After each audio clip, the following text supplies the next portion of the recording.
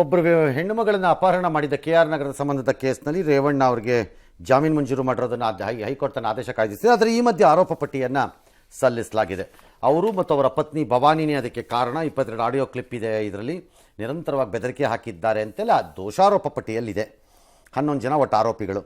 ಈ FIRನೇ ರದ್ದು ಮಾಡಿ ಅಂತ ಈಗ ರೇವಣ್ಣ ಅವರು ಅರ್ಜಿಯನ್ನು ಹಾಕಿದ್ದಾರೆ. ಅದನ್ನು ಕೋರ್ಟು ಆಗಸ್ಟ್ 8ಕ್ಕೆ ಮುಂದಕ್ಕೆ ಹಾಕಿದೆ. ಇನ್ನು ರೇಣುಕಾಸ್ವಾಮಿ ಕೊಲೆ ಪ್ರಕರಣದಲ್ಲಿ ಜೈಲಿನಲ್ಲಿರುವ ನಟ ದರ್ಶನ್ ಅಂಡ್ ಗ್ಯಾಂಗ್ ನ್ಯಾಯಾಂಗ ಬಂಧನ ಅವಧಿ ಆಗಸ್ಟ್ 14ರವರೆಗೆ ವಿಸ್ತರಣೆಯಾಗಿದೆ. ಇವತ್ತಿಗೆ ಅವಧಿ ಮುಗಿದಿತ್ತು, ಹಾಗಾಗಿ ಕೋರ್ಟ್ಗೆ ಹಾಜರುಪಡಿಸಿದ್ರು. ಈ ವೇಳೆ ಆರೋಪಿಗಳಿಗೆ ಏಕೆ ಜಾಮೀನು ಕೊಡಬಾರದು ಅಂತ SPP ವಿವರಿಸಿದ್ದಾರೆ. ನ್ಯಾಯಾಂಗ ಬಂಧನವನ್ನ ವಿವರಣೆ ಮಾಡಿದ್ರಿಂದ ವಿಸ್ತರಣೆ ಮಾಡಲಾಗಿದೆ. ಇದನ್ನ ಕೋರ್ಟ್ ಪುರಸ್ಕಾರ ಮಾಡಿದೆ.